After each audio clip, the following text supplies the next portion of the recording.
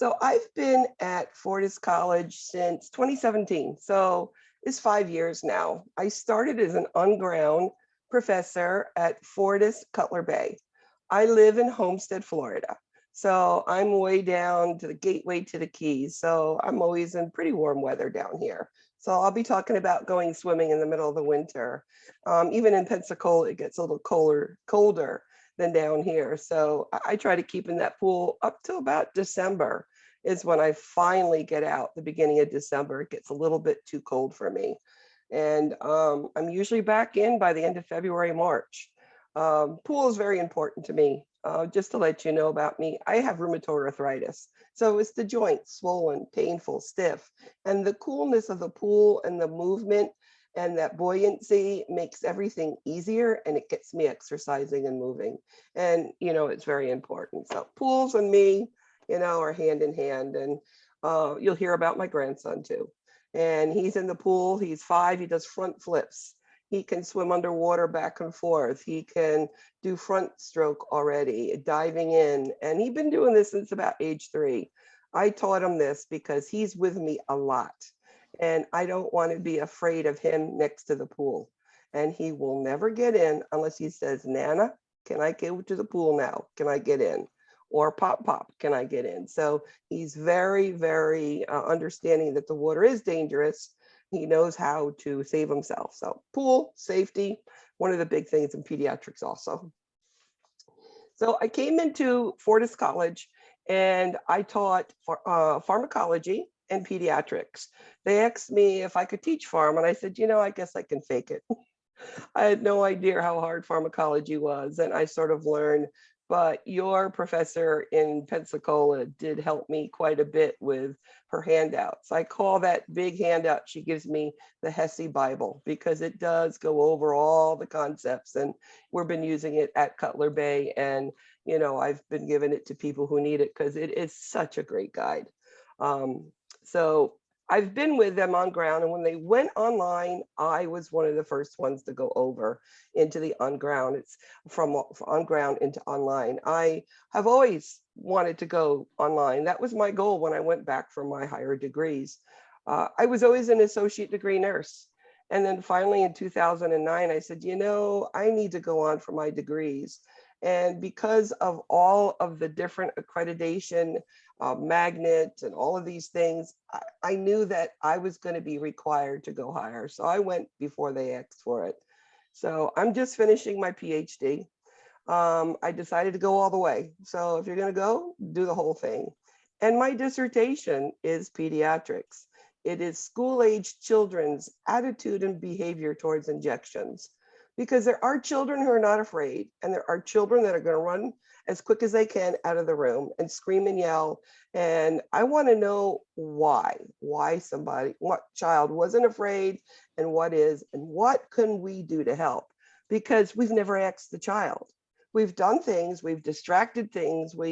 I developed a program called Huggies in the Nicholas Children's Hospital system down here, where we hold children for injections. If they're safer, they're less fearful and stressed before the injection. You give the injection, they're already in mommy's arms. So there you have that comfort right then and there. So it's H period, U period, G period, that acronym, and help us give great injections efficiently and safely. So I'm a real pediatric nurse. As I said, Nicholas Children's, Miami Children's, whatever the name is, I worked there for 25 years. I started in the NICU, went to the cardiac ICU, which is my favorite, by the way. I have floated through the PD ICU, and then the last 10 years, I worked in the ER as a trauma nurse. So I've got really varied experience in peds. But before then, I did all adults. So I've done adult ICU, adult open heart, ICUs, telemetries, med surge, management. So I've been around. I've done a lot of different things. You're going to hear me tell you sometimes, this is only in peds. You're not going to see this in adults, or it is the same in adults and children, because you're going to notice as we get going, the syllabus of Med-Surg 2 and pediatrics, the topics are very closely aligned. So I'm going to let you know what are the differences, because you're going to get them confused. Like diabetes is one of them. You know, you're going to know what to do for the adults, but what do we do for children and what are the differences? Okay, so that's going to help you all keep yourselves in track. Now, there are 3 exams and there are 5 quizzes. Your first quiz opens up 000 on Sunday night and it goes through Sunday night. And I would highly suggest to come to class first before you do your quiz, because it is on that week's material. So I wouldn't do it. Today's Thursday. I wouldn't do it till Thursday evening or Friday after you've listened to the class and done the Kahoots with me, which re-emphasizes those concepts you need to know, and then you could score a lot better on your quizzes, okay? Now, before each exam, you will be getting we call it a PowerPoint review. And each one of the 3 pediatric professors will be doing a review. I usually do my review on Tuesday or Wednesday evenings, and they're all recorded and all of them will be posted. So whether you come to my review, Professor Moore's, Professor Okorafor's, all of those will be available to you. Now, I'm a little unique, special as they call me. That's just a joke because I am very special. Like all of us, we're very special. But I have a YouTube channel, Professor Bogart, Pediatric Nursing. And if you go there now, you're going to see all of last semester's work. All of the lectures are there, all of the reviews. But remember, this is last semester and exams change for semester to semester. They're not all the same. We have to do at least 5 or 10 questions changing. And those questions that were confusing or we had to throw out because the questions could be either answer, all of those things have been fixed. So hopefully this semester, all of the questions, you know, we won't have to throw anything out. That is our goal for that. So the reviews will be given the week before the exam, and you will have your review PowerPoints the week before the exam so that you can study. Now, all of these classes I do record, and I will be posting tomorrow, usually by early afternoon. You will have a posting of the YouTube channel, how to get there. Okay, you'll have a link. Also, you're going to have the Kahoot link, how to get there to review it, because my Kahoots are very important. Again, they cover all the concepts you will see on either exams or your HESI or NCLEX. So these concepts you need to understand, not just what the answer on the Kahoot is, but what was the question about? What was the concept the question was covering, okay?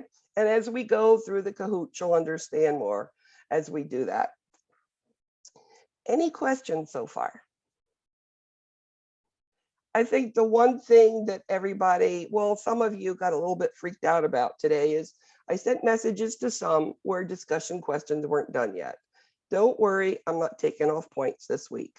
This is something I don't do on the first week. It happens because it was due last night at midnight.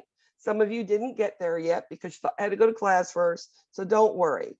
As long as you do your discussion question and the 2 peer reviews by Sunday night, you're okay. All right. I do read all of these discussion questions. Okay.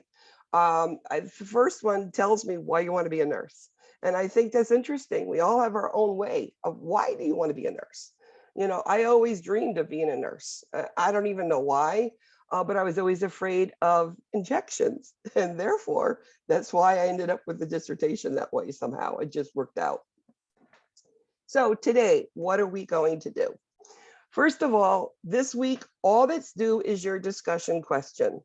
Please, to get you to discussion question, you must do the course welcome, which is 2 quizzes. If you don't do it, you can't get you to the discussion question. It's locked. Okay, but everything else is unlocked now. All right. So somebody has sent me messages. Well, it's not as open. Well, do the course welcome, the 2 quizzes about the syllabus and some other questions, technology. It's okay. Get them done, and then you can do your go on to the week's modules. So discussion question, and the other thing you need to do this week is make sure you sign the attendance attestation. Now, online nursing, the way that you show that you are involved and it keeps you in the course, okay? You have to have 2 points of contact on Canvas every week. And that can be by doing a case study, doing a discussion question, your attendance attestations, or doing a quiz. All of those things can give you some point of reference that you've been in contact. Now, if you're not in Canvas, you're not doing these things, and you don't have 2 points of reference in there that you have been in Canvas, after 14 days, you can be dropped without notice. So you will see me this week, tomorrow, send you messages, please sign your attestation. And at the end of class, I'm going to tell you, after the cahoots, please sign your attendance attestation. I remind you a lot because I want nobody dropped. I think that it'd be horrible. You come to class and you be dropped. I don't like that. Another thing I request is please turn your cameras on. If you're driving, if you're at work, I need to know these things. You know, if you're eating, I get it. I understand, you know, you're busy students, that's fine with me. If you have to get up and go to the ladies' room, that's fine, or the men's room, it's fine with me. I understand that, but I would love to see your faces, and I'm going to tell you why. I can tell by your faces when you're understanding or when you're getting lost, or maybe when I need to throw in a story which gets your interest again, because I know lectures can be boring as heck. I get it. Remember, I've been a student since forever. Since 2009, I've been back in school. For the first 4 years, it was intense schooling where I had to listen to lectures, and I used to go somewhere else because they were 6 o'clock at night and 4 hours long. So I understand. So I like your cameras on. So Jillian, Juliet, Brooke, Jo, and Janaya, turn on your cameras, please. Ashley, are you there too? See, I don't know if you're there or you're just trying to get attendance from me. Okay. I'm here. I'm having camera issues, so I had to switch to my iPad. Beautiful. Thank you. Brooke, you're there. Jayo? Silva? Joao? I don't know how to say your name. I'm sorry. Okay, thank you. She's having problems, or he is having problems too. All right, thank you so much. So let's get started. Let's first start with the overview of online classes, and you're going to get some answers to some questions you might have about grading, etc. Then we're going to go into the PowerPoint for the week, and then I'm going to do my cahoots. Now, weekly classes, I'm usually done about 4:45 if I don't take a break. Now, it's a 2-hour class. I like to go straight through, get it done, and get you out earlier instead of taking a break. Is that okay with all of you? I mean, if you have to get up and go to the bathroom or anything, it's fine. Because I know I don't want to go after 5 o'clock. You have children to pick up, you have to go to work, you have all of these things. I get it, you have life, and I don't want to impede upon that, all right? All right, good. All right, let's start with the online PowerPoint. Very similar to the one, if you've already had community, it'll be there. Now, remember, because you are in 3 courses, it's going to get pretty hard by the end of this semester. So try to keep up to date with the work. Don't fall behind. It's hard to catch up, okay? So online, I want to be here with you. I want to be interactive with you. Whenever you have a question, do me a favor, promise me you'll stop me. Just say, Professor Boger, I don't understand.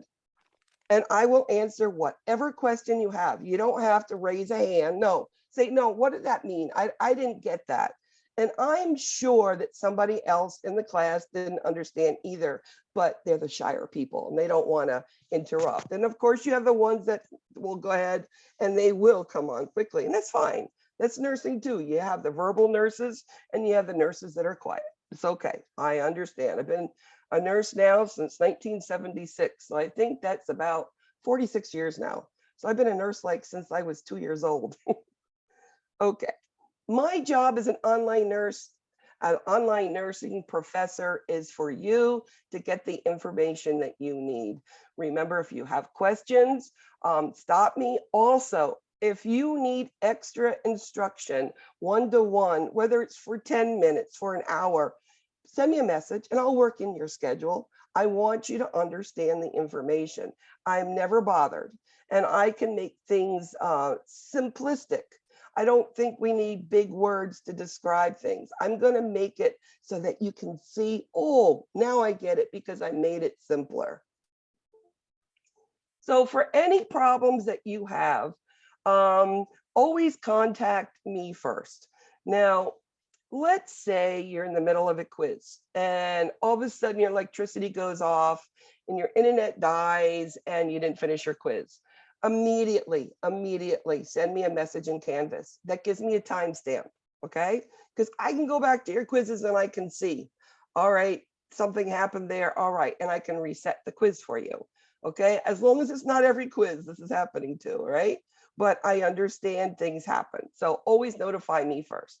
Now, I'm also the course lead in pediatrics. So if you can't get a hold of me and you need an answer to a question and it is urgent, you may contact the dean. In fact, I encourage you to contact the dean. She's very approachable and she answers very quick. And I'm talking 7 days a week. This woman, I don't know if she sleeps. I don't know if she does anything else but be there in front of the computer, because she is a hardworking woman and she is there for the students. And I had the opportunity to work with her for like 6 months at Cutler Bay. And we have a very, very good rapport with each other. And we have the same concepts on how we treat our students and how we want them to succeed. So this is the phone number and this is her email if you ever need to get a hold of her, okay? You do have my cell phone number. It is in Canvas, but let me give it to you again. If you are having a problem and you need an answer now, and you're having a moment and it can't wait, because I usually answer the emails pretty quickly. And if I don't, you can text me, and that is 305-951-8055. And it's my personal cell. It's yours. Just tell me who you are, okay? Just tell me your name and what class you're in, and I can help you. And I will get back to you. The one thing that I request is that you communicate with me. If any issues that you're having, let's say you had a doctor's appointment, you can't come to class, tell me before class starts. Try to tell me things before. If you can't get something done because you finally bought your house and you had to move, you don't have internet yet, can I have another couple days in order to get an assignment done without deduction? Of course, I'll let you do that. Okay, I will work with you if you communicate before. Okay. So online courses, when we talk about what's due, it starts at Monday at 12 a.m. and ends up at Sunday, 11:59 Pacific time. So us Eastern Standard Time people, that will be 2:59 Eastern a.m. Eastern time. Okay, so it's a little couple more hours of, because some of you, I'm sure, work night shift. Guaranteed somebody here does. Again, Wednesday, the initial discussion board is due from now on at 11:59 or 2:59 Eastern. The original thing is due. Make sure you put APA format.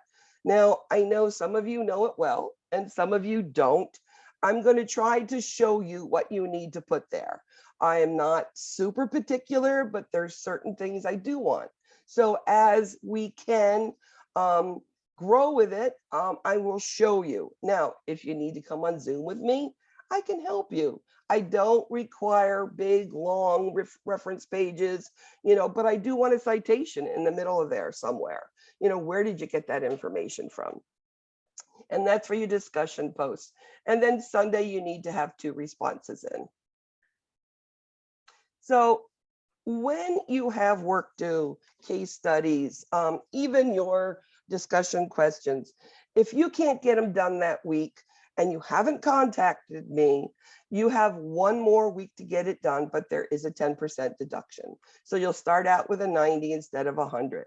But for instance, case studies, even quizzes, you will not be able to do it after 1 week that it's overdue, okay? So if you put it in on time, you get full credit of what your earned grade is. After 1 week, it's going to be 1 week late, it's going to be minus 10%, and after that, it is a 0. I cannot accept anything. So don't try to give me a bunch of stuff at the end of the class, end of the course. I cannot accept it.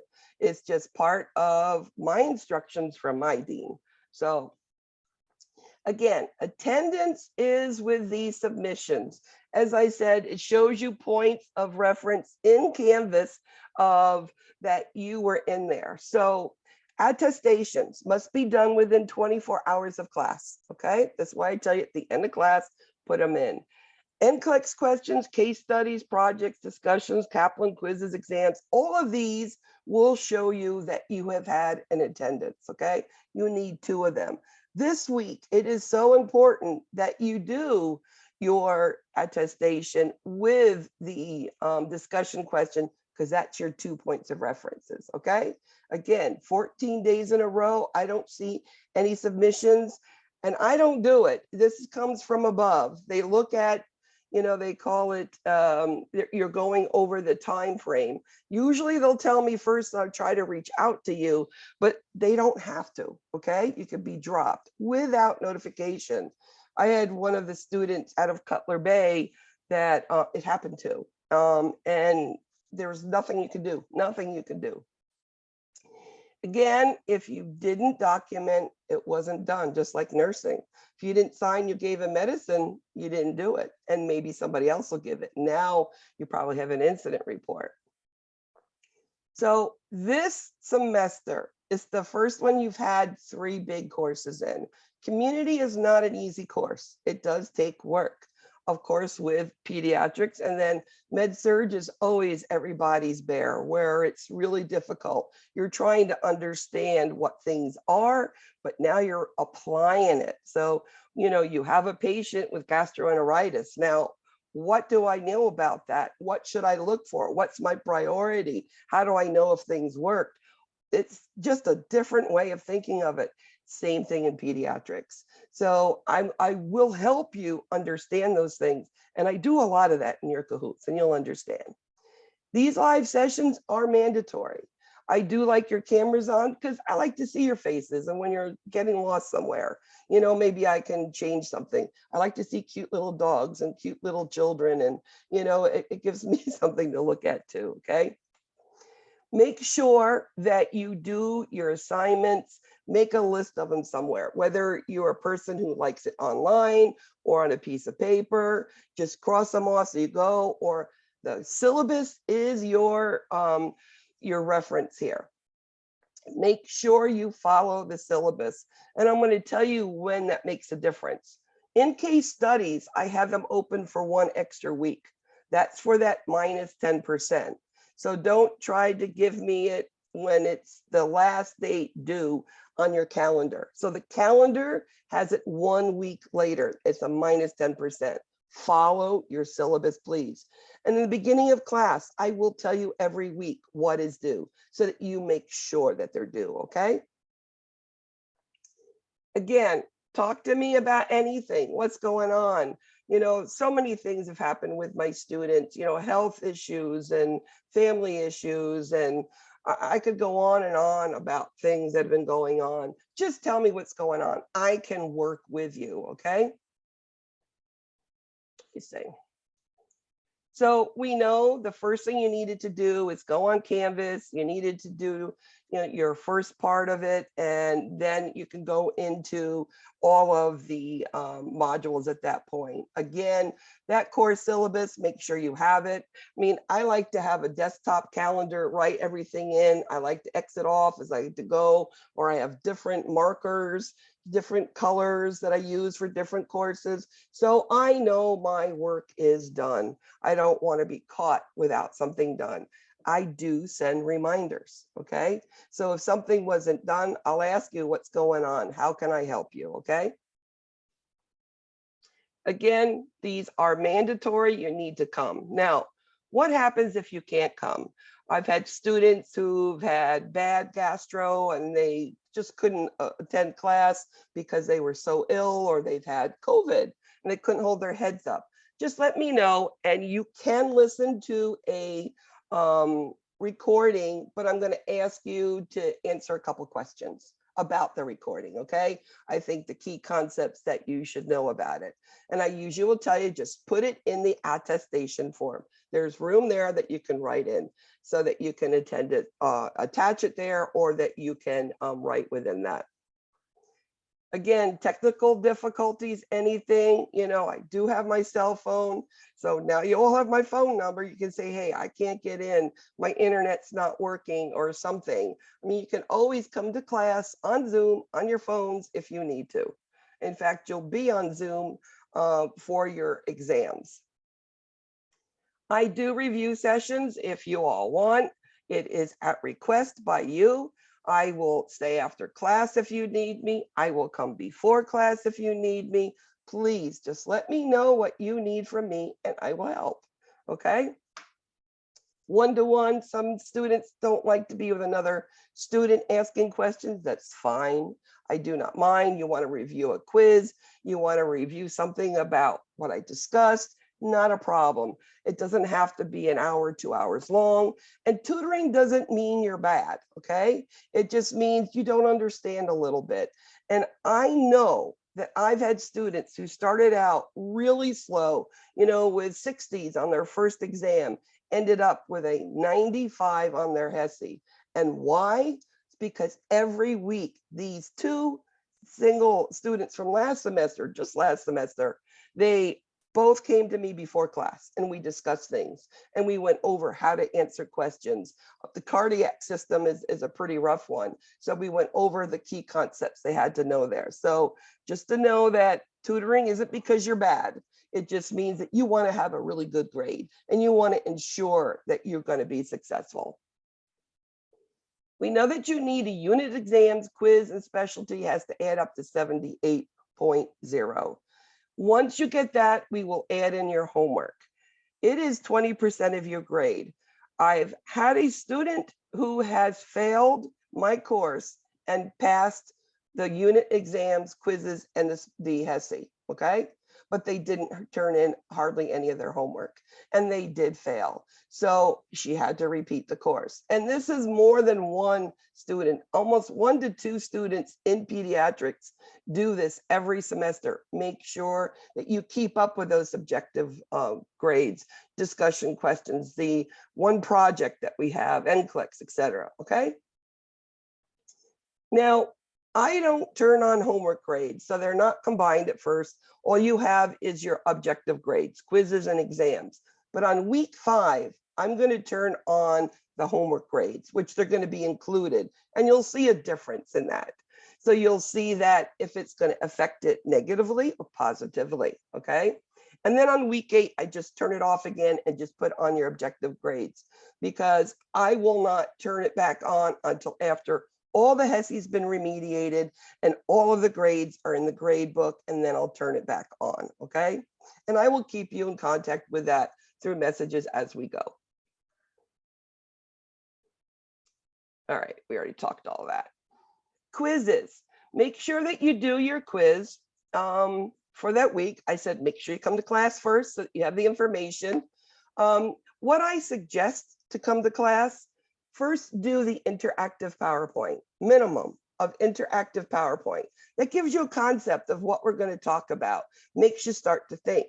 Come to class, and then I'm going to teach you those things. And it's very similar to the interactive PowerPoint, but now I'm giving you explanations. I'm giving you stories. I've got a wealth of stories about almost every diagnosis out there. I've seen so many children, you know, in my career. So it will help you. And then I do a Kahoot. So that's 3 points. This is that repetition, repetition, repetition, which will help you understand the information.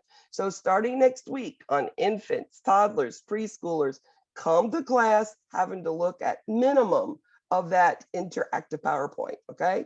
It will help you understand. I've had many students tell me, you were right, it does help. Now, these quizzes are 15 minutes long and you can only go forward, you can't go back. You will not see any rationale when you are done. Let's say you didn't do well on your quiz, or you had a question you just want to know, what was that answer? And why wasn't yours correct?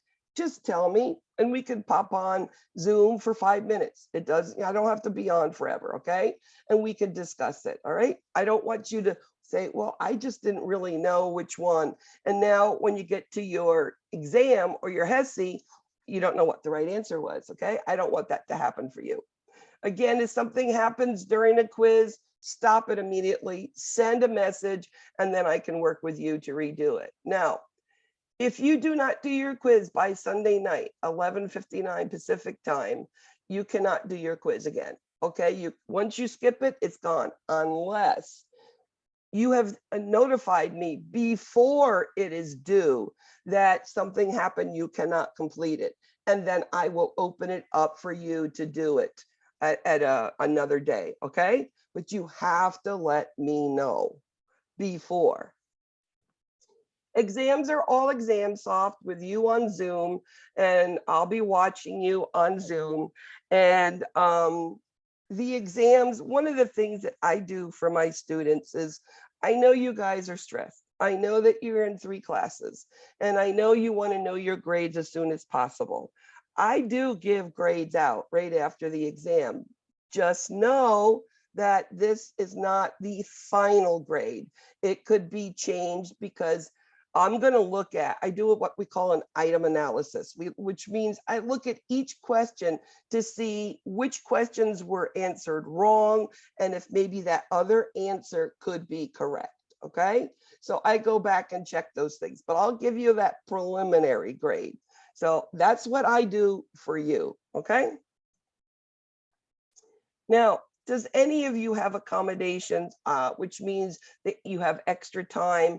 Please send me a message in Canvas so that I know, so that I can work around your accommodations, okay?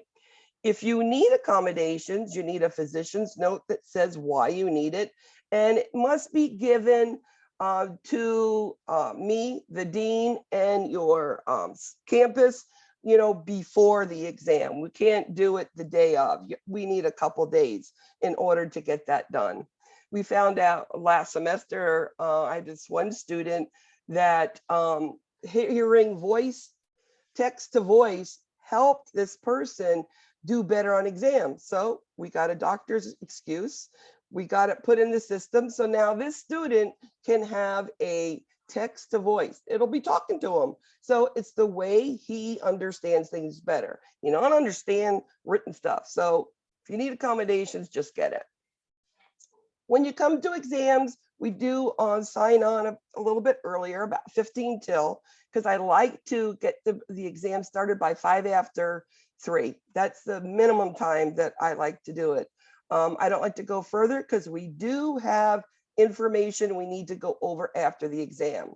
So we'll do the exam. It's, the 75 minutes. And then what I'll do is I'll come back and I will do usually a Kahoots, and the Kahoots will go over those concepts that you need to know for that week. Again, I know that it's hard to come to exams and then to a class and expect you to do the interactive PowerPoint before. I get that. Okay, but if you can, it does really, really help you. If you miss the exam, I need to know why you're going to miss it before. If you're in the hospital, you're in an emergency room, you have internet problems, you can't get to school to do the exam, whatever the thing is, I need to know before. If you miss an exam and I don't know about it before, you will get minus 10% on the exam, and you have to complete it within 1 week, okay? Don't complete it within 1 week, it is a 0. And you get a 0 on an exam, you're going to fail the course. We don't want that, okay? Again, before you need to contact me. And I do want everybody to be the best they can be, to have the biggest grades that you want, and we can work together and you can earn those grades. Make sure you read your syllabus, like I said. Make sure that you have the due dates according to the syllabus. As again, that case studies, you're going to see it later. I mean, you can either keep it on the syllabus or you can write yourself a calendar, whatever it is, whatever how you can do it, you know, that just do it that way. I like paper. I like it written down, but you know, I'm old fashioned. You're younger children, you know, who, you know, like like my grandson, he can use the phone better than I can. He's 5 years old. So I say, here, how do you do this? And he'll show me, which is crazy. But I like things written down. If you like it written down, do it. If not, make yourself a spreadsheet and you can, you know, as you go, whatever works. Again, if it's due on time and you've handed it in, you'll get your earned grade. After that, it's going to be minus 10%. After the first week of being late, it will be a 0. Now, I have kept a couple things open that you can submit whenever. It's NCLEX questions and your Kaplan. You can turn them in whenever you want. I know a lot of the Kaplan is due at the end of the course. The end of the course, you're doing a project for community, you're doing a project for peds, and it's a lot of work then. So you can work ahead with your NCLEX and with your Kaplan. Just be careful that you are giving yourselves 2 points of reference of contact in Canvas every single week, okay? Save them and put them in when they're due. NCLEX questions must be turned in properly. You're going to print results, but you're going to put it to a PDF, save it, and then you're going to upload it to the NCLEX module in your in the Canvas. You can redo NCLEX questions as many times as you want to get the score that you want to have. I would suggest that you have at least a 78 because NCLEX questions are worth 5% of your grade once they're added in. So get at least, you know, what you want to have in the course. If you want to have a B in a course, get yourself an 80, 85. Okay, there are 50 questions. As I said, you can redo them as many times as you want to get the score you want. Okay, case studies. Case studies must be done through the modules. Do not go to Evolve site. If you do it that way, it'll be a 0, and that's all you'll get on that case study. There are 5 case studies. These are worth 5% too. And it's the first time through. And the reason why we do that, we want you to be looking up the answers, researching to get the proper answer. And that way you're learning, okay? Some students will say, well, I like to run through it once and go back and answer them. It doesn't make you learn the information. It just gives you the correct answers and a better grade, okay? So case studies, as I said, make sure you follow your syllabus when they're due, because the due date is 1 week after in your Canvas, okay? So with these case studies, when you do them through the modules, you should see your grade transfer rate into the grade book. Now, let's say it goes over and it's a 0. Let me know immediately. There has been a couple every single semester in 1 or 2 classes. Sometimes they don't transfer. So I can put a help ticket in, or you can put a help ticket in. I want you to get the grade that you're supposed to get, okay? And then there's some things that I can do to look for them also. You will have it's a paper project thing. It's a pediatric assessment paper. And this is going to be due on June 5th. It's a 3-part project. You are going to pick a child, whether one that you've seen in maybe your clinicals, or maybe you have a brother, a sister, a neighbor, a next door neighbor, somebody you know who has a condition which is a pediatric condition. Let's say you wanted to learn more about it. You can make it fun by, or maybe yourself, you can go and do the research on it. It's a small paper, 250 words, APA, so you need references and citations through it. You're going to do a assessment of all the systems of the body. And remember that it's not normal or within normal limits. I want you to describe like the heart rate, no murmurs, bounding, regular, pulses equal. Don't just give me normal, because that doesn't mean anything to me. And then the third part is you're going to teach. You're going to teach the parents or the child about the condition, maybe how to take care of it or how to prevent things from happening with that condition, okay? As we get closer, you let me know what you don't understand. I do have some examples within your modules. If you look through it on your Canvas, it'll show you some, or you can choose one. You must get your diagnosis on your child cleared through me before you can do it, because I don't want 100 asthma children, okay? Or I don't want 100 urinary tract infections. I'd like to see a little bit of this, that, and the other, okay? And there's a rubric in there, and of course, follow APA rules. Again, quizzes are through Canvas. You have 15 minutes and it just goes forward. Again, any problems, let me know immediately. And that gives me that timestamp. Now, NCLEX questions do not have to be remediated. If any of you remediate, you don't have to. Just do the questions. Now, Kaplan must be remediated, okay? What does that mean? That means even if you get 100, you need to go back and look at each question for 1 to 2 minutes. And I will go in to your Kaplan site, every campus, every student, I'm going to go in and look at it. And I'm going to give you a little hint. I do Kaplan go in once, so which means after you do pediatric A, B, and C, I'm going to go back and look at the math, which is due the week before. So actually you have an extra week on that math, okay? Now, when I go through and I see you didn't remediate or something, I'll send you a message. Would you like, and you got 100, but you didn't remediate, so you have a 50. Would you like to go into remediate to get your full credit? And you can. Just let me know when it's done and I will increase your grade. Again, I'm going to work with you. I want you to get the best grades possible. But you do not have to submit anything. I go in and I retrieve grades. So if you remediate, you get the 50 points if you got 100 and the points that you've earned, and you'll get your 100. And if you don't remediate, you're going to get only a 50. Or if you had 3 questions wrong and you only remediated them, you're going to get 75% of the grade, okay? The HESIs are done in 2 ways, and I don't know which way your campus will be. They'll be on ground or they'll be through Proctor U.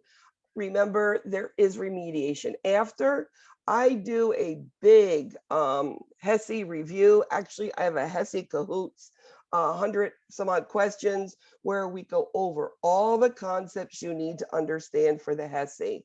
So if you're following my Cahoots all semester and you follow that Cahoots in the end, you should do very well on the HESI if you're doing everything I've told you to do.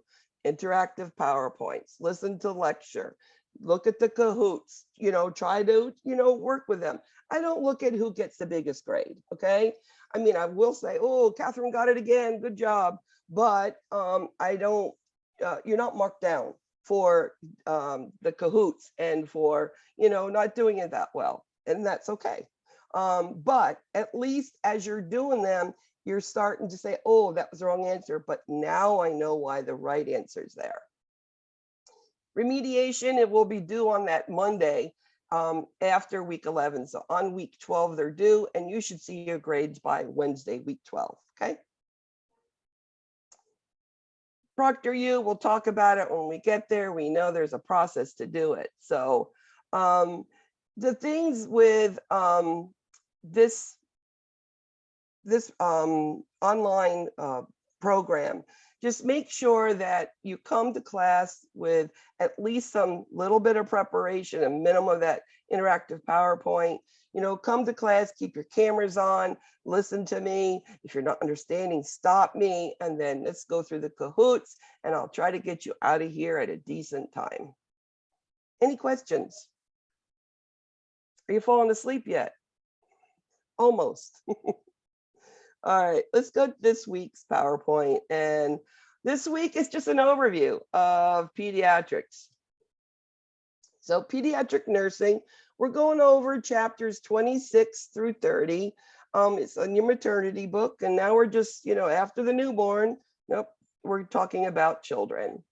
Now, many of you are going to be going on for your higher degrees. BSN, I learned that there's something called Healthy People. I never knew it was there before, but it's from the government, and it's basically focusing on areas that we can improve the health of people, whether children or pregnant women or adults. And the Healthy People 2020 with pediatrics focuses on growth and development, nutrition, and oral health, you know, their teeth. Some of the things that you're going to see with children is obesity today. Children are more sedimentary. They tend to be on their iPads and their phones, and they're not getting up and out and playing a lot. And of course, it's very difficult today to feed your children nutritious meals all the time. Number one, both parents have to work today to make ends meet. We know that. So it's easier to run through McDonald's or, you know, some sort of fast foods, and that has led to diabetes. Furthermore, fruits and vegetables are expensive, and it's harder to get those into children also. Childhood injuries is the biggest thing. Children tend to be, they go first without thinking. When I talk about toddlers, and I'll talk about that next week, I call them the dive bomb kids. They like to be on the top of the couch and dive bomb over to the other chair or over on the coffee table, and they miss it on the floor, and now they've got concussion. It's just that injuries. Climbing up, I've seen children climb up dressers and TVs fall on them. I've seen many things with children and what they do. We know there's violence and bullying as they get into school age.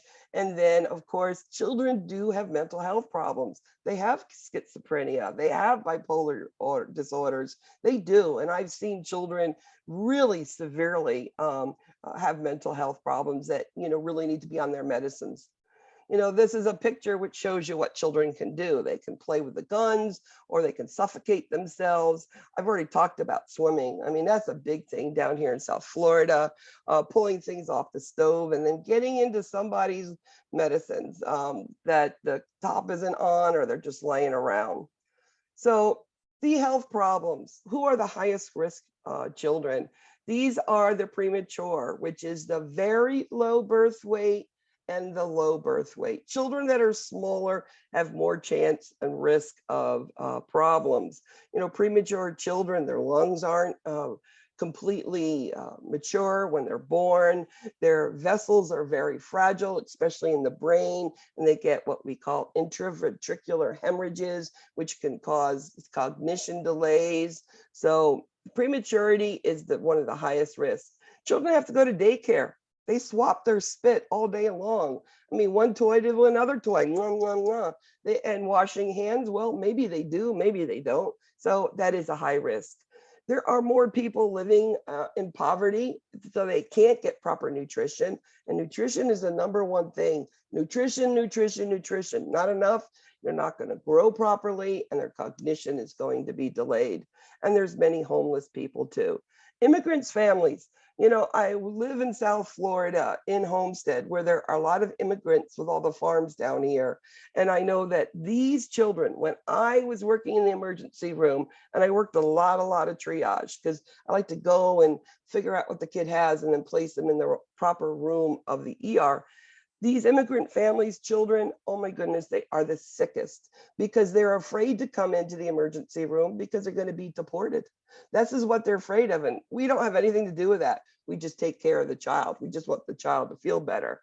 And they've usually gone to their little person in their group who is, the medicine person, to take care of them. And they've done natural herbs and remedies. And some of these kids are really sick. We know children have chronic medical problems, psychiatric illnesses and disabilities. They could have cerebral palsy or they could have, cystic fibrosis or thyroid disease, any of these, and they have to get back and forth to the doctor. And how about buying those medicines? And do they have a car to get there? Do they have money for that? You need your $10 copay or else you can't see your doctor. And you think $10 isn't a lot. Well, for some people, $10 is what they had for dinner that day for their family. So just think of those things. Infant mortality is huge in the United States. We would think that the United States would be really far advanced in the least amount of infant death. No, we're not. We are way behind. There are other countries who do a lot better than we do. We do need a lot more improvement. And that has to do with pregnancy and care of the pregnant woman, and then birth, delivery, the newborn ICUs, how we take care of children. All of these things all need improvement. Now, through my career, I've seen a lot of improvement that's been done, but there's still a lot more to be done. The biggest determinant of infant death in the first either 28 days or the first year of life is how they were born. What was their weight at birth? If they were smaller, that means they have already started out behind. So nutrition is number one, very big, and really closely monitoring with the pediatricians. Now, after we get older, we know that the death rates are less. We've already gone through that first year of life and all the problems with prematurity and diagnosing them with all of these, diseases and conditions. But after that, it does slow down. And school age is the lowest death rate of all. But when we get to the adolescent period, now, remember, adolescents know everything now because they're teenagers and they want to do things their way because they think they're big enough and they know more, right? We know that there's injuries. We know that now that they're fighting, they're, picking up guns, and suicide is big in adolescence. The big thing with adolescents is, the way that they look, body image. Body image is huge. And even if they are beautiful and beautiful hair and skin and they're thin enough, they're still always very picking on themselves. So body image causes that suicide. Now, family, social, cultural, religious influences, all of these things affect the child and how we take care of them. Remember that pediatrics is family-centered care. You're not just taking care of a kid, you're taking care of the mom and the dad and the family too. In South Florida, you can have grandma and grandpa and aunt and uncle and best friend, everybody. With COVID though, thank goodness now we're just down to either mom or dad. It used to be, I'd walk into an emergency room and there would be 10 people there. And I'd have to say, so who am I speaking to today? Because all of them would like to talk all about the child. Remember, family is that one and only constant in a child's life. And we need to respect what the family's philosophy is, what their religion is. We need to be aware of it. And if we don't understand, let's say it's a family, that are Muslim or have a different religion that's not yours, what do? Well, just ask the parents, or if it's an older child, what are things that are particular to you? Is it your diet different? What sort of restrictions, so that we can work around who you are. And remember, a family is whatever they say it is.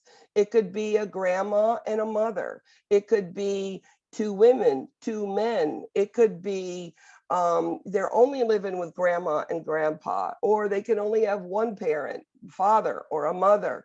Family is whoever they are. There's all different, sort of combinations. And that's okay. As long as the child's being cared for, doesn't matter what the family is. So our goal in children is to deliver atraumatic care. So that's why I developed that program called Huggies.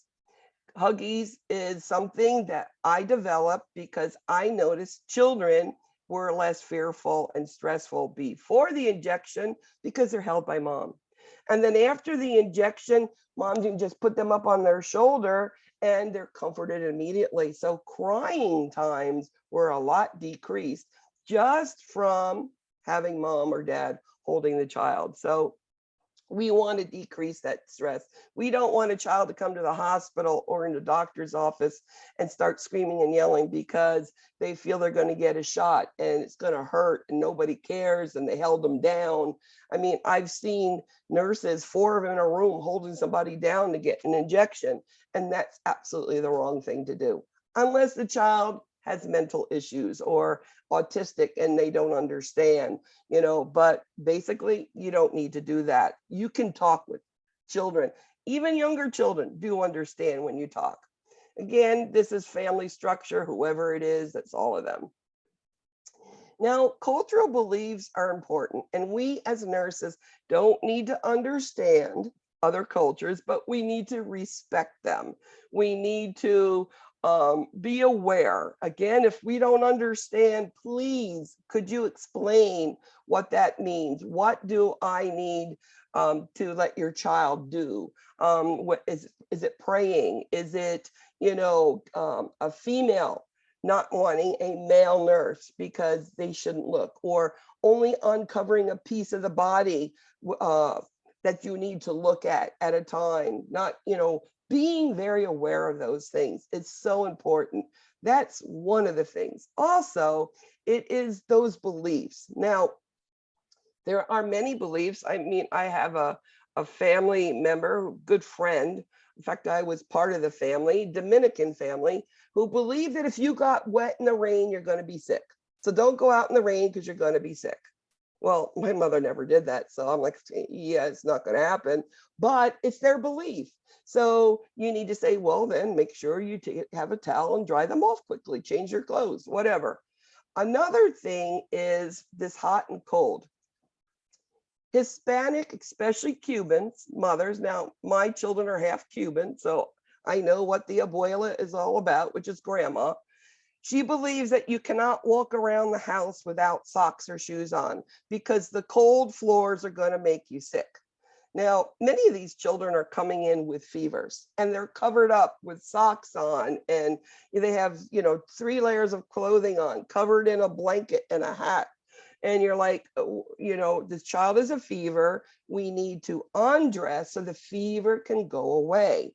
Also, I said, abuela, please let the socks be off. And the reason is that touching of the feet on the cold floor help keep the fever down. And when the fever's down, your grandson, granddaughter will feel a little better. So when you explain it in these manners, these cultures can work with you.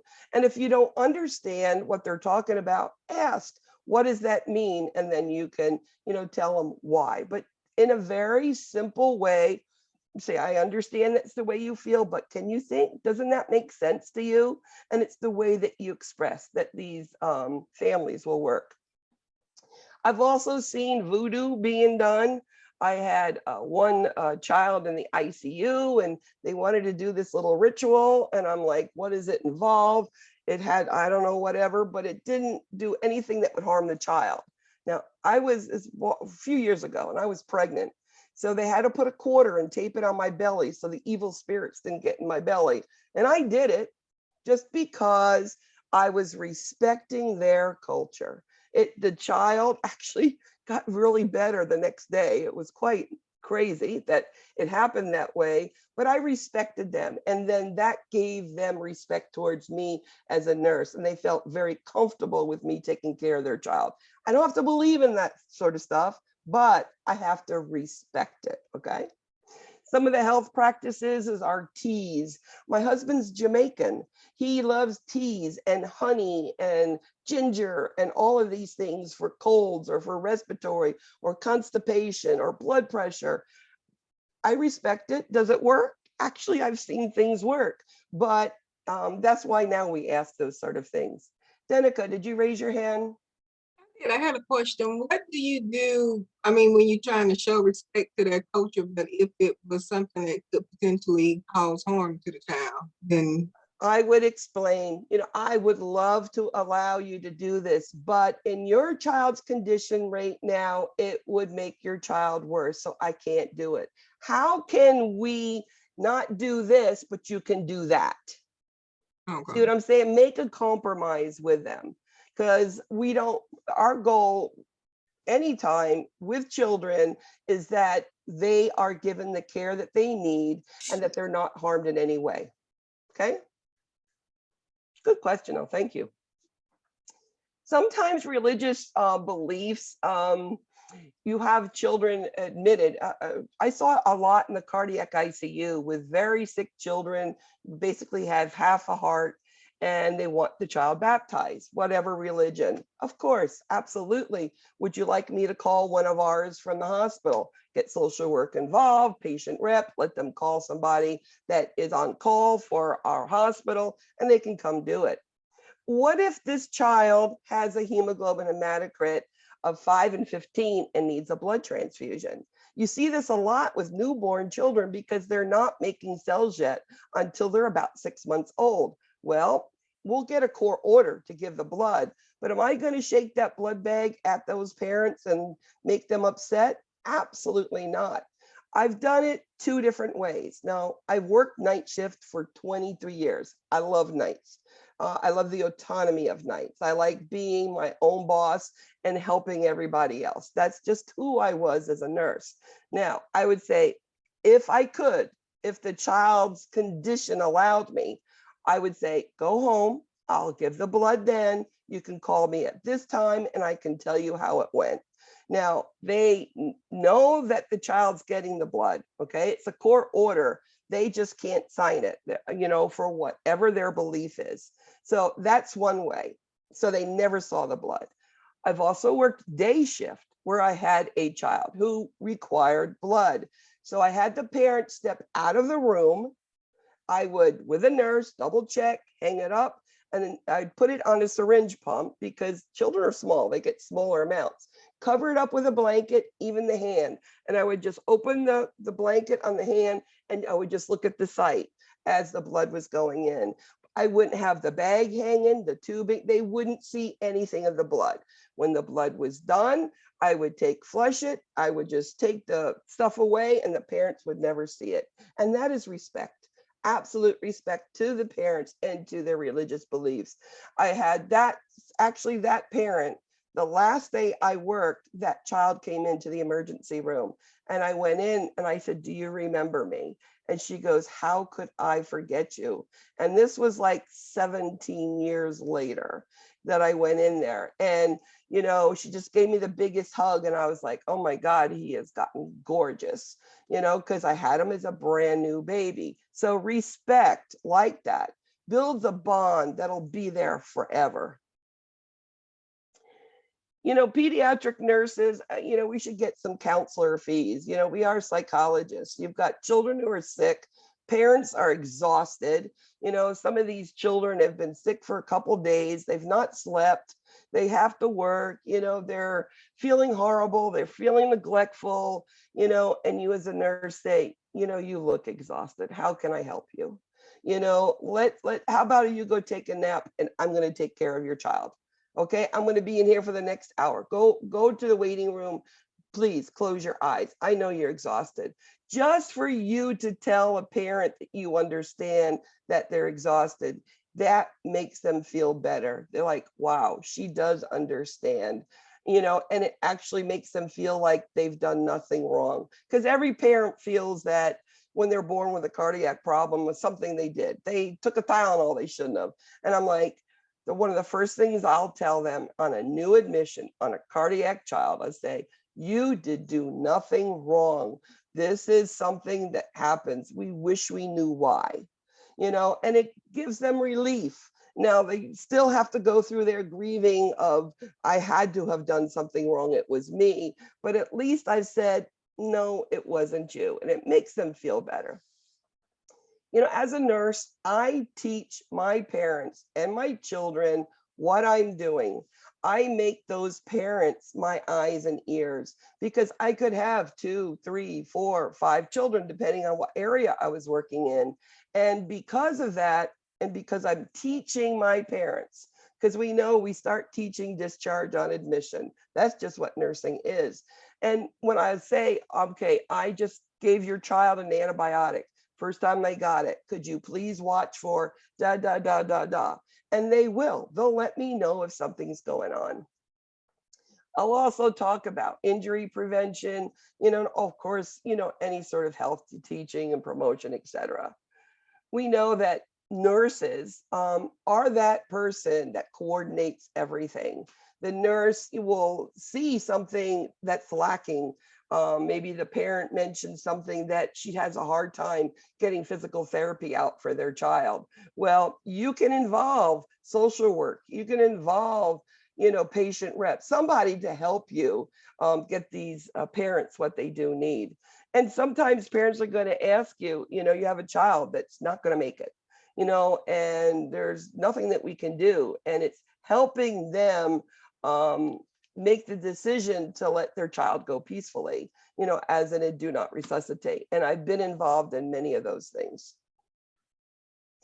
So genetic influences, you think genetics, of course, you think of, the little Downs children. It's one of the genetic issues. So when you're giving nursing care to a child, it's the nursing process. First thing, you can do your ADPI, right? You're going to assess the child. You are going to make up, what do you think this diagnosis is? And then you're going to make a plan. What do you think needs to be done? What do I do first, right? You're going to implement it. What is first? Priority. What's priority? And then you've done your plan. Did it work? I mean, it could be as simple as you do an assessment, you take a temperature, the temperature's elevated, and you give the child some Tylenol. Come back in an hour and the fever's down. Evaluation, fever came down. That's as simple as an evaluation needs to be. And of course, you document it. Leading cause of death in African-American boys ages 15 to 19. What do you think?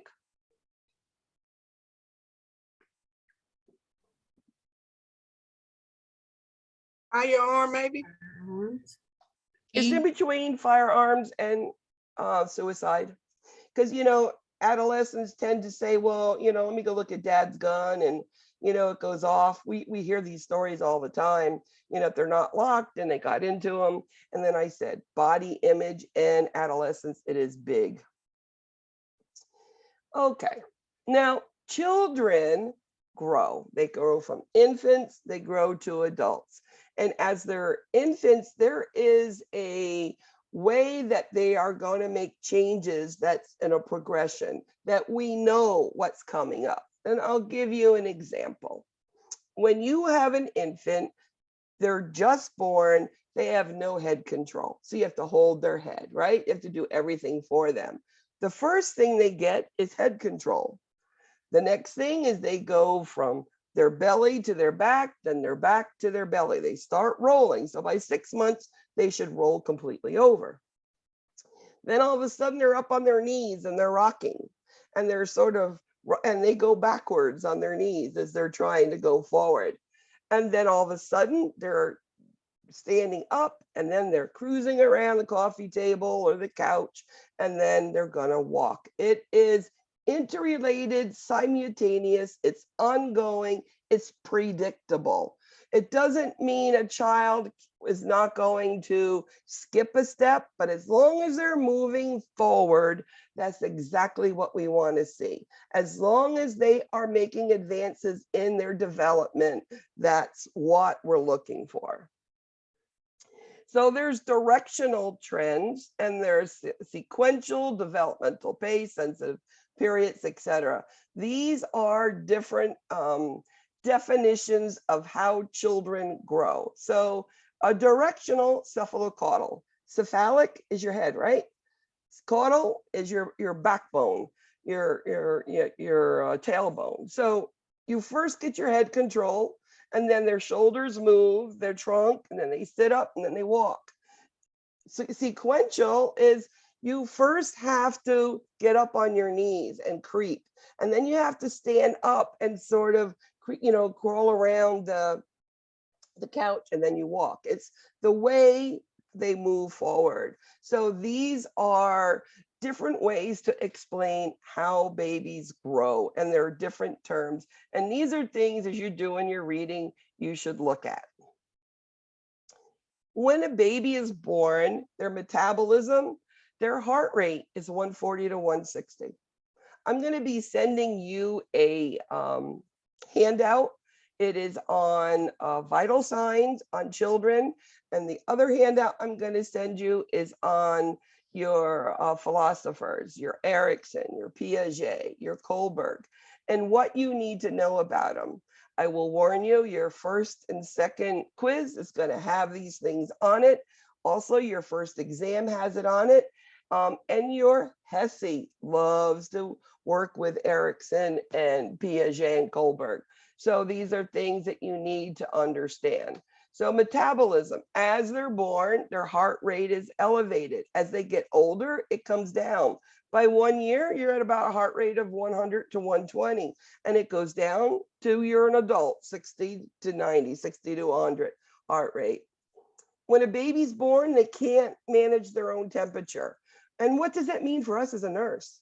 That means we shouldn't completely uncover an infant in a cool room, or they should be under a warmer, or just uncover the body part that we need to look at, because they can get cold really quick. We know infants sleep more than toddlers, that sleep more than preschoolers, that sleep more than school age. It's just part of that sleep. And again, the single most important influence on growth is nutrition. I have my husband's ex-wife was complaining about her daughter and her grandson, stating that she didn't like the way the baby was being fed. So I said to her, I says, well, nutrition is the most important influence, and it does affect cognition and the way that they think and act. I says, your grandson is very smart. He's beyond his ages. So because of that, I'm telling you, your grandson has had enough nutrition. It affects children that viciously. If they're not getting nutrition, their cognition will be delayed. And of course, they're not going to grow the way they should. And we know children pick up the temperament of their caregivers. If this is an infant who's not getting their needs met, they're going to be a fussier baby, crying more to try to get attention. So these are the human behaviors that we look at. The Erikson, Piaget, Kohlberg are your most important ones of all of these things, okay? Freud's all about oral, anal, sexual, okay? Erikson is all about what's around them. And Piaget is the way that they think. And Kohlberg's all about right and wrong. Now, as we go through next week, we go through infants, we go through toddlers. I'm going to be discussing what those things mean. And then you're going to have the handout that you can also look at. Now, for 25 years, I went to work and I went to play every single day or night that I was there. Children, the biggest thing, the way they learn is by play. It's by themselves, with others. It teaches them how to get along with others, how to play by themselves, and it gives them that creative mind. When I've watched my grandson grow, for the first 3 years, I had him here at my home. And I actually took the time to watch what the child did. When you have your own kids, you're too busy. You really are. You're working, you're trying to get the house clean, you're trying to grocery shop, pay the bills, work, all these things. And you tend to miss things. But as a grandparent, you tend to watch as they're growing, what they're doing, playing.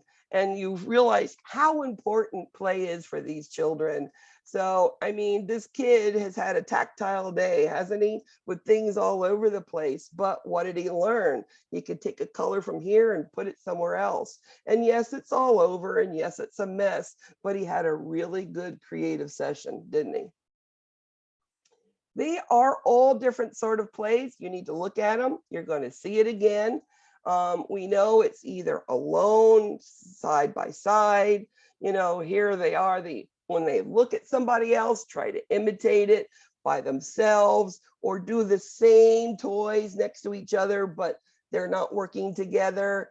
And then associative, they're sort of working together, but cooperative is they have an end result that they want to do. So let's do this, let's build a house together. And that would be a cooperative play. So please review these types of play again. What do toys do? They enhance their development. You know, we have the ages on them. Fisher-Price is great with that. You know, they have all of the ages and when they should be doing. But it does give an opportunity for parents or grandparents to play with the children together. I mean, seeing these maracas, I remember playing with my grandson and singing songs with all of the musical instruments, and he would be shaking maracas or the tambourine and we'd be singing. And then we didn't do it for a while, then all of a sudden I picked it up like a year later and he just started singing with me again. So playing with children, really, really important. They push, they pull, they roll. It's all about the sense of things, the touch, the textures is important. And remember, children, everything in the mouth, sensory motor. You know, it's the sense, the touch, it's in the mouth, and then it's moving it, flying it in the air, or rolling it on the ground. And this makes children move, makes their muscles get better. So doing developmental assessments. First thing, when you want to do an assessment on the child, what's the first thing we should do? Well, number one, get on the level of the child. Get on their developmental level. Many times I'll sit next to them and let's say they have a cute shirt on, or they got pretty eyes, or they got a bow in their hair. I'm going to mention these things and then I'm going to play, okay? Because play is non-threatening, okay? And then we can do a great assessment. And this can tell you if we are behind and if we need to institute early intervention. You know, some children are born with not everything where it should be. Could be club feet, could be that they're missing an arm, a finger, could be missing a bone in the leg. I had one friend whose daughter was born without a fibula, and you can't change that. You know, you can't put one in there. So she had to have a below the knee amputation, and she's had it from birth. So this kid doesn't know any better, and she's a wonderful child. Cleft lip, cleft palate, you know, you've heard about them. And then something can happen, some syndromes, Downs, Prader-Willi, Turner, and I could go on and on with syndromes of today. And then of course, drugs can cause some problems too. We know children born with an alcoholic mom can be born with alcohol fetal syndrome, you know, and any sort of other drugs. Being exposed to rubella or even radiation, hyperthermia can cause problems. And this metabolic, this maternal PKU, that's why we do those little slips with the little circles on them at birth before they're discharged to make sure that there's no metabolic problem. And then of course, genetic syndromes. You think 22 pairs, I think DeGeorge syndrome.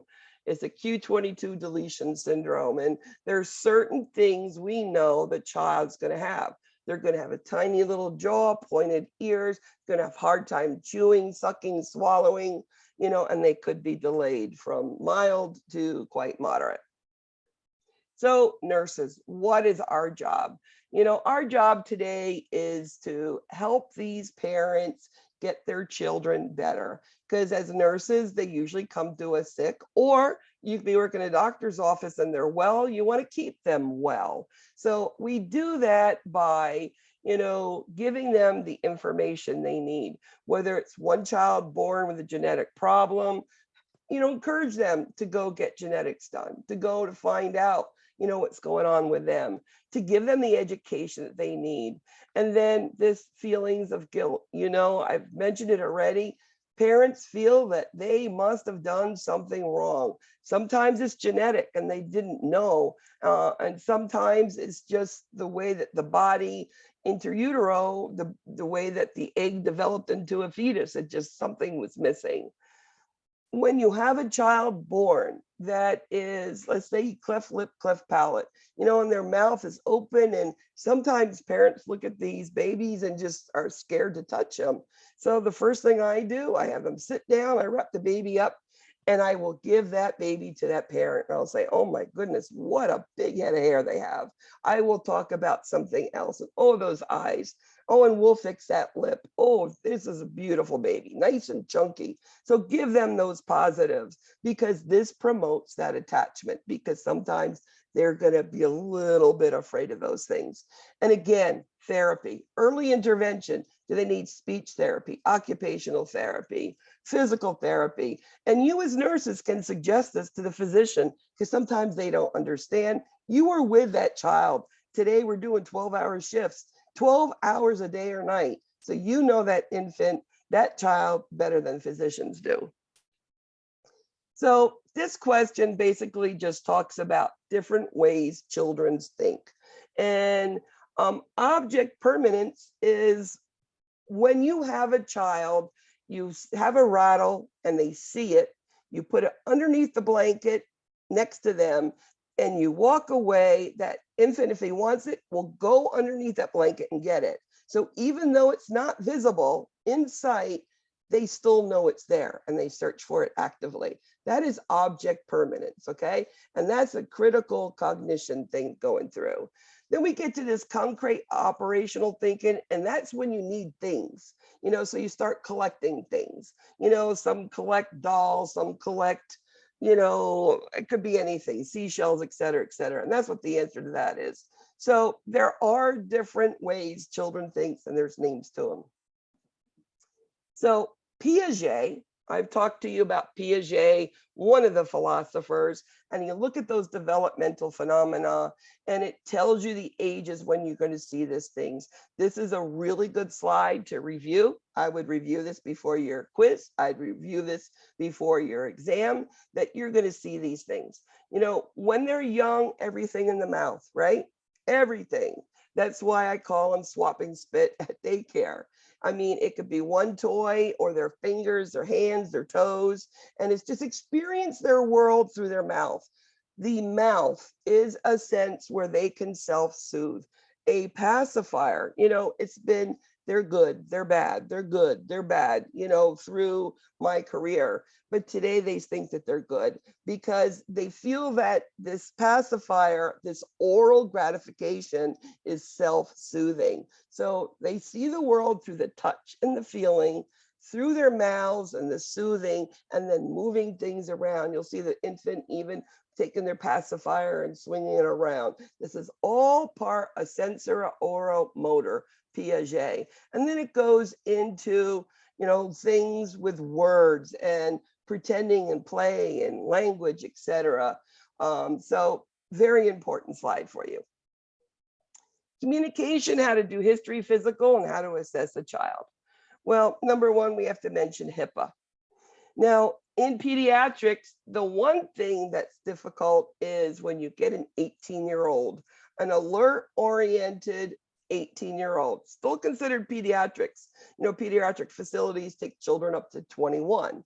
So when this child comes in with the parent, you must get permission from the child to have the parent listen to what's going on, because that child at 18, now you're in a HIPAA violation if you have not asked that child if the parent can hear these things. I mean, many things you don't want your parents to hear, especially if you're talking about sexual activities or drugs or smoking, or, and that you have to be honest with because of whatever condition you're, being seen with a doctor for. But it is HIPAA, this 18-year-old can say the parent can go out. Now, we also, with this HIPAA, if you have a teenager younger than that, and we need to discuss these very personal things, you can have the parents walk out of the room and you can ask this child their sexual activity or smoking or, doing things of the such. Now, you don't have to tell the parents what that child said unless these activities could cause harm to the child, the adolescent, okay? So when we have a family, number one, If there's more than one, ask, who am I asking the questions to and who are they? And if there's somebody else in the room, get permission that they can be there and listen to, okay? That's the HIPAA part. So let the parent talk about what is going on. Now, there are some parents who will have a 9-year-old child, bring him in for, let's say, a fever, and they want to start with the birth history in detail. Well, you need to focus them, what's going on this admission? Why did you bring your child in now? Remember, with some cultures, you can't look at them in the eyes. You cannot touch them. You can't get into their little special space, okay? You have to be aware of these sort of things. And if you don't know, just ask the parents. They'll be really happy that you did ask. Always use silence, listen. And it's sometimes hard. You just want to keep asking questions, but it allows a parent to get it out, to express themselves. And again, that being empathetic, say, yeah, I know you've been awake for the last 3 days. You must be exhausted. You've done a great job. You've done everything right. Let's see what we can do to help you here. Always avoid those blocks to communication and try to keep it going when you need more information. And if you have, let's say you have a family in there and you have a 16, 18-year-old brother with this younger child that's in this hospital, you cannot have that person be the interpreter. So even though that they speak, let's say it's English and Spanish, no, you need to get an interpreter, because a family member could put their own feelings into what the mother or the father is saying. So always get the interpreter. They have those blue phones today, which is really easy to get an interpreter pretty quickly. Talking with children, again, get on the level of that child, developmental level on the child. And I like to play games. And those games can help a child express what's going on. And you'll see even the youngest child is happy to tell you things if you make it fun, non-threatening. So I don't walk in and try to touch a child immediately. I'll go and sit there and I will start with a comment like, oh my goodness, you've got such beautiful eyes. Who gave you those? Or, oh, you have a Batman shirt on. I really like that. You like Batman? What about Spider-Man? What about Superman? And now they're talking something else. Or how you doing at school? Who's your teacher? Who's your favorite? Those things break the ice and on their level, and then start playing games, and these children will express what's going on. You usually have a mother who's the informant. Sometimes it's not the mother. It could be like couple times it's been the grandma, me, who has to talk to the physician because we're with that child. But just make sure it's one person you're talking to, or it gets really confusing really quick. What is a chief complaint this time? Why are they here? What is the symptoms? How long they've been having them? Allergies? When was the last medicine? Are they eating? And then if they're being admitted to a hospital, the one thing that's important is immunizations for sure. I want to know if they have them, especially if they have cough, cold, fever, because they could have, the flu that I could be subjected to, or COVID, right? Of today. And then habits. This could be things like they have a special doll that they need there all the time. Or my grandson, he needed his blankie. He didn't have his blankie, you're in trouble. Or we had this little giraffe thing that we called, and I don't know why he called it Mr. Puppy, but it was a little like Beanie Baby giraffe. And he had to have that for the first 2 years of life. Didn't have it, he wouldn't settle down and wouldn't go to sleep. Because what if a parent walks out of the room, has to go to the cafeteria, go get something? You're with the child, they're screaming and yelling because they need the comfort of whatever that habit is. Could be just stuck in their thumb. As I said, health histories, you can ask parents to leave the room and get the history on some of these adults, because that's usually who you're going to get that from. And again, you don't have to tell the parents about it unless it's going to cause harm to them. And understand who is the person making the decisions here. Is it mom? Is it dad? And you'll see different cultures that will be different, mother or father. Sometimes it's grandma too. How are they doing in school? This really tells you how their going to be with you. If they're not doing well, that means they need a good explanation. Be more patient with them. Of course, those habits that they do. And then parent-child relationships. Now, the last 10 years I worked in the emergency room, and they were in a room with the door closed, and they were on a stretcher, and there was a little bedside table that had gauze and alcohol in there, and maybe some, culture things. And then on the wall is the otoscopes and all the little black ear things there, and gloves, masks. I could walk into a room and there'll be a child that be sitting on mom's lap and they'll just, be talking to each other. And then I'll walk into another room and the drawers are empty. The little black ear things are thrown everywhere. The otoscope is on the floor, the sheets off the stretcher, and the mother's sitting there on the phone or watching TV, paying no attention. And you really can tell which parent is going to help you with that child. They're not helping it. They brought the kid to emergency room. They're probably a little worried, but this is not showing me that's what's going on. When you do the history, make sure that you go head to toe, each system of the body, what is going on with it? Again, if they're eating, and then any cultural foods, there are cultures that don't eat meat, and they're vegetarians, fine, or they could have allergies to it. So make sure that we do that. Monitor those allergies.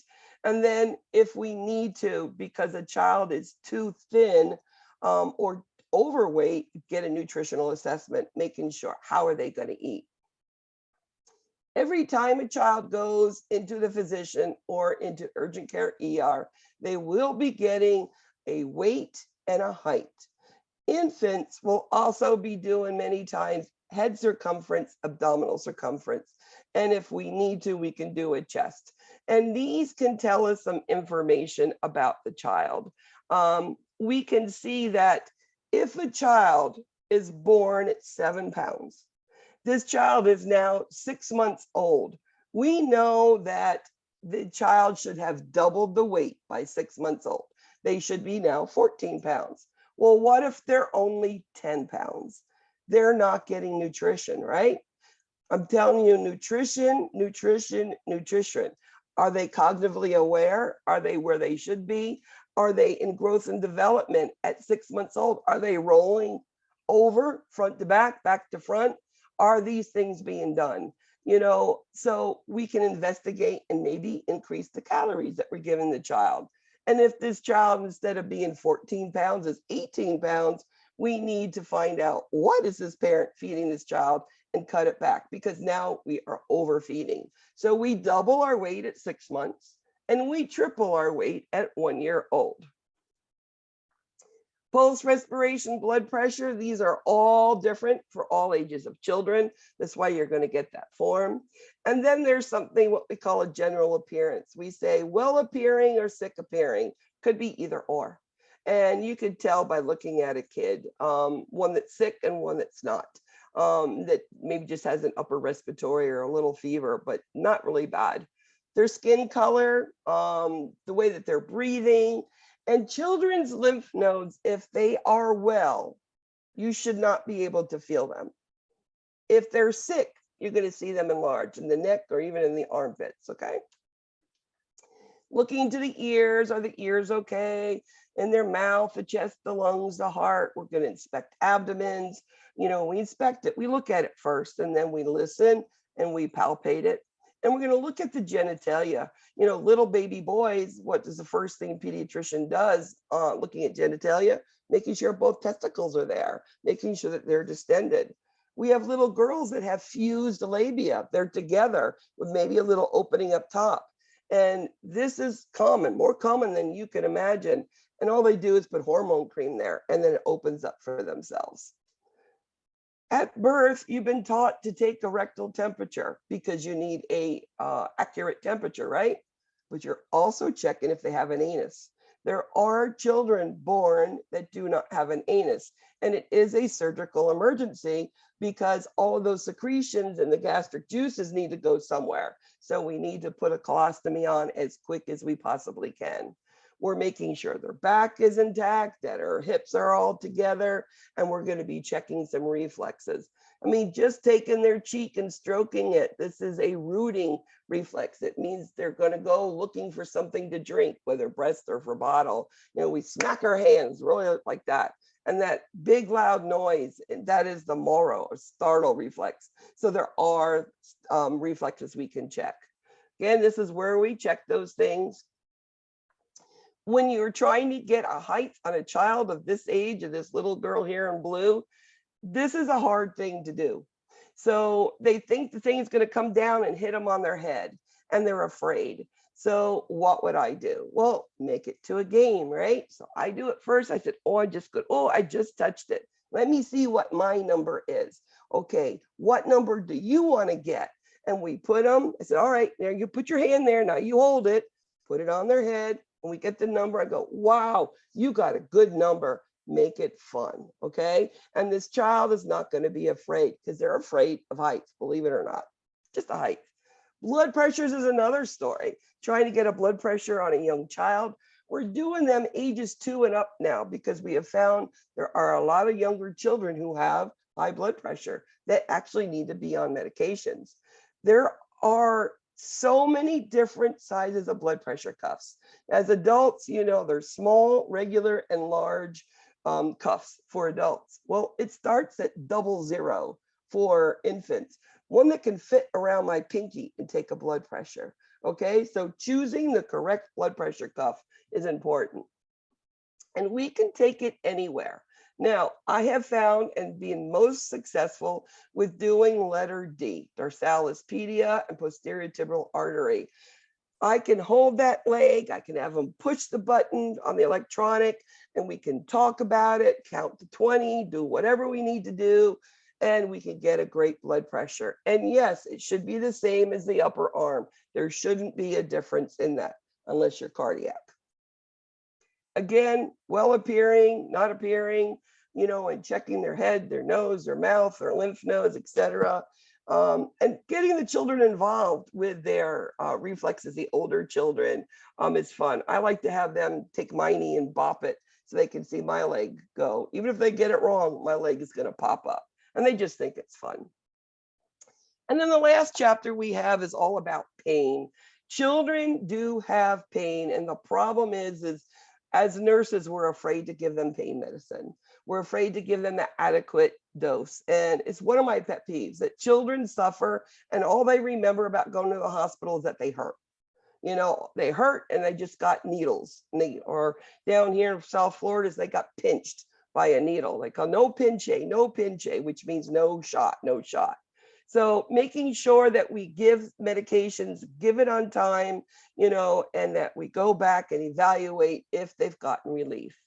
There's all sorts of pain, just like there is in adults, chronic, recurrent, and persistent. We know that there's medical procedures, appendectomies, or putting casts on injuries. Ear pain is really bad in children. And they'll tell you it's this ear that hurts. It's like they take the opposite hand and show you there. Make sure that you assess it properly. And there's different tools that we can use. Now, the tools that I've been most familiar with is FLAC, FACES, and numeric. Now, FLAC is from 0 to age 3. And it measures what the face, the legs, activity, cry, consolability are, and it gives it a number, and it rates the pain. Just like when you have adults from 0 to 10, 0's no pain, 10's the worst pain in the world, what's your number? It gives that sort of thing. The other thing is faces on children older than age 3. This is preschooler. This is ages 3, 4, and older. And then we have numeric, which is 8 years old, okay? We also can use FLAC for those nonverbal children, like we have cerebral palsy children, 18 years old, that don't speak, that can't tell you, but we can use FLAC on them also. We know that chronic pain, children who have rheumatoid arthritis, people who have sickle cell disease, and they're getting this chronic pain, know that it does affect them in every facet of their life, physical, emotional, social, and at school.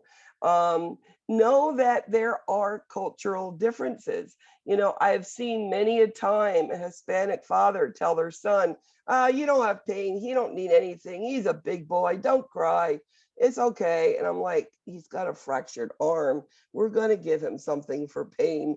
You know, this one he doesn't have to suck up, all right? This one we need to give this poor child something.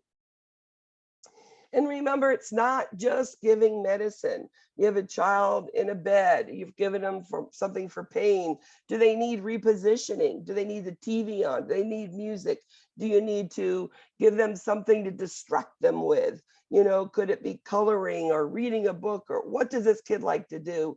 And then infants, remember that non-nutritive sucker, that pacifier, it really helps. There is an article that I've read from Harvard physiologist, and it talks about pacifiers, a little bit of sugar water, that doing this for a circumcision is like giving an infant morphine. It's that powerful. Sugar water and a pacifier. Yes. Remember, there's plain old Tylenol. Tylenol intermittent with a narcotic works well. You cannot give Motrin, ibuprofen, these NSAIDs to a child until they're 6 months old. Up to 6 months, they only get Tylenol. And there's all sorts of ways to deliver medicine. Ask the child, if especially, do you want it a little syringe? Do you want a spoon? You want a cup? You know, when they're older. There's ways that we can decrease pain. This girl has Emla cream. It's a numbing cream.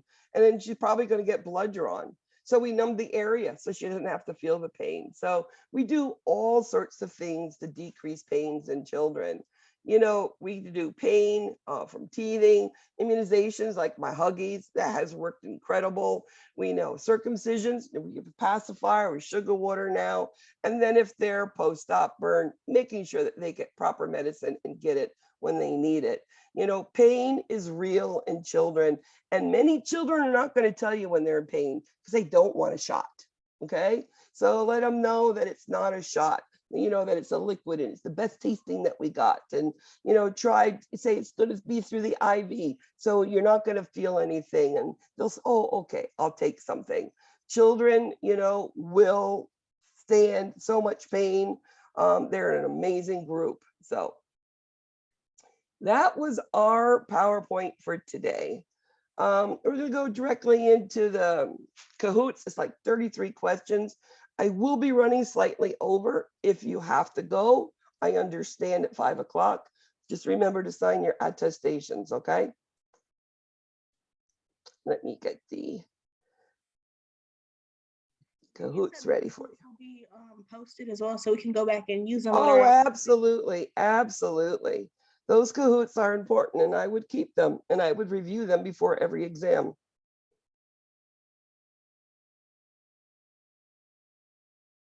Okay, oh, there it is. 1 second. It's hiding on me. My grandson was in my computer playing this worm game.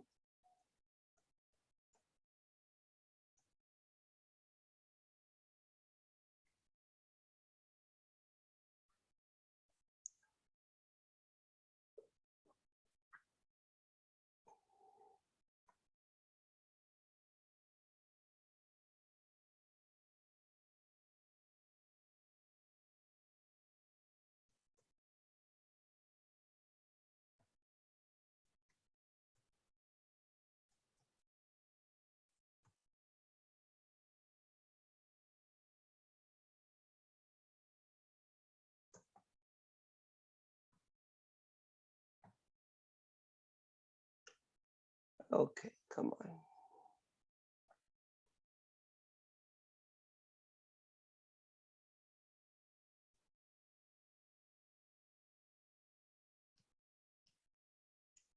My internet's a little bit slow.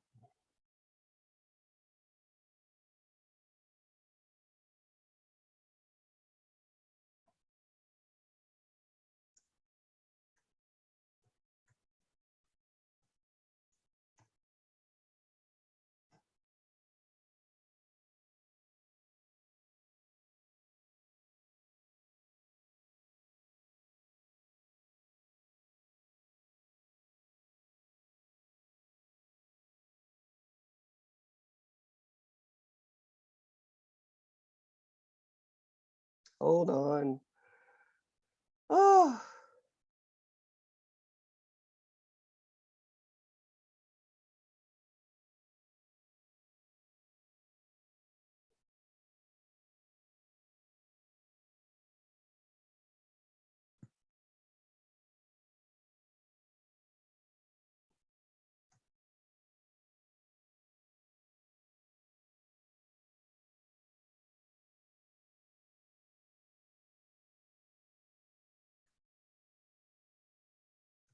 Anybody have any questions while I'm struggling with this computer?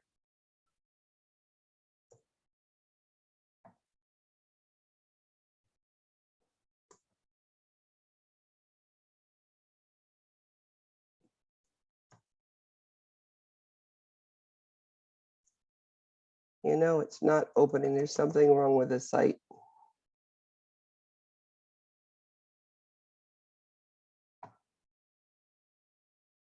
All right, what I'm going to do is the site is not opening up my Kahoots today, which is unfortunate, but I will be sending you the link that you can have for it.